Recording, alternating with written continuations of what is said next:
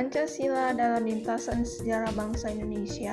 Pancasila merupakan dasar negara bagi bangsa Indonesia dan juga merupakan ideologi negara. Maka dari itu, kita sebagai bangsa Indonesia perlu mempelajari tentang sejarah lahirnya Pancasila itu sendiri. Di sini saya akan membahas tentang sejarah lahirnya Pancasila. Ada 3 periode dalam lahirnya Pancasila. Yang pertama, periode pengusulan. Yang kedua, yaitu periode perumusan Pancasila. Kemudian yang ketiga, yaitu periode pengesahan Pancasila. Yang pertama, saya akan membahas tentang periode pengusulan Pancasila.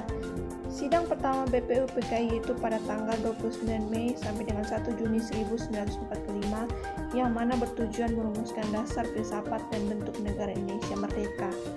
Saat itu ada 3 tokoh yang menawarkan konsep dasar negara Indonesia. Mereka adalah Muhammad Yamin, Soepomo, dan Soekarno.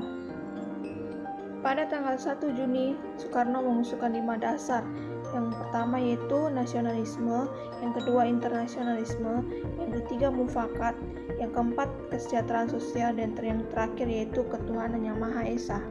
Dari kelima butir gagasan inilah Soekarno memberi nama yaitu Pancasila, yang dimana sila yang berarti asas atau dasar, dan di atas kelima dasar inilah kita mendirikan negara Indonesia.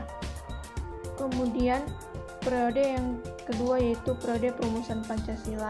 Perumusan dasar negara dibahas oleh panitia berjumlah 9 orang atau yang biasa disebut dengan Panitia 9. Yang anggotanya terdiri dari Soekarno, Muhammad Hatta, Muhammad Yamin, A.A. Marinis, Ahmad Subarjo, Abi Kusnoto Djoko Sujoso, Abdul Kahar Muzakir, A. Wahid Hasyim, dan Haji Agus Salim. Pada tanggal 1 Juni 1945, Panitia 9 menyelesaikan suatu rumusan yang disebut Piagam Jakarta. Yang selanjutnya yaitu ada periode pengesahan Pancasila. Sebelum disahkan sila pertama dari Piagam Jakarta yang berbunyi, ketuhanan dan kewajiban menjalankan syariat Islam bagi pemeluk-pemeluknya diubah menjadi ketuhanan yang Maha Esa. Tanggal 18 Agustus 1945, Panitia Persiapan Kemerdekaan Indonesia mensahkan Undang-Undang Dasar 1945 termasuk Pancasila sebagai dasar yang terdapat dalam bagian pembukaan yang kita kenal sampai sekarang. Penetapan hari lahirnya Pancasila pada tanggal 1 Juni merujuk pada fakta sejarah ketika Soekarno mengungkapkan kata Pancasila pada pidatonya yaitu tanggal 1 Juni 1945. Setelah kita mempelajari tentang sejarah lahirnya Pancasila, di sini saya akan membahas juga tentang apa manfaat mempelajari sejarah Pancasila atau kedudukan Pancasila bagi bangsa Indonesia. Yang pertama yaitu Pancasila sebagai dasar negara atau falsafah negara. Sebagai dasar negara, Pancasila digunakan sebagai dasar dalam mengatur pemerintahan negara dan penyelenggaraan negara. Kedudukan Pancasila sebagai dasar negara merupakan sumber tertib hukum tertinggi yang mengatur dan mengikat kehidupan negara dan masyarakat. Yang kedua yaitu Pancasila sebagai ideologi negara, yaitu di mana gagasan fundamental mengenal bagaimana hidup bernegara milik seluruh bangsa Indonesia.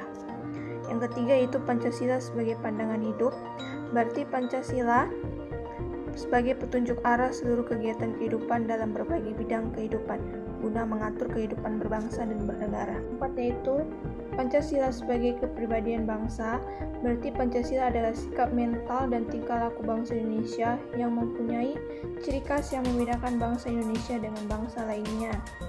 Yang kelima, Pancasila sebagai perjanjian luhur bangsa Indonesia, berarti Pancasila merupakan keputusan final bagi bangsa Indonesia. Nah, Pancasila adalah kesepakatan dan perjanjian serta konsensus bangsa Indonesia sebagai dasar negara yang ditetapkan pada tanggal 18 Agustus 1945. Kemudian yang keenam yaitu Pancasila sebagai cita-cita dan tujuan bangsa, berarti bahwa Pancasila dijadikan cita-cita dan tujuan yang hendak dicapai bangsa, yaitu suatu bangsa yang Pancasilais. Kemudian yang ketujuh yaitu Pancasila sebagai sumber dari segala sumber hukum, yaitu Pancasila sebagai asal tempat setiap pembentuk hukum di Indonesia mengambil atau menimba unsur-unsur dasar yang diperlukan. Pancasila juga digunakan untuk menguji apakah isi suatu peraturan hukum yang berlaku sungguh-sungguh merupakan suatu hukum yang mengarah kepada tujuan hukum NKRI. Dan yang terakhir yaitu Pancasila sebagai jiwa bangsa Indonesia. Dalam pengertian ini, setiap jiwa rakyat Indonesia telah melaksanakan Pancasila, lahirnya Pancasila bersama dengan adanya bangsa Indonesia.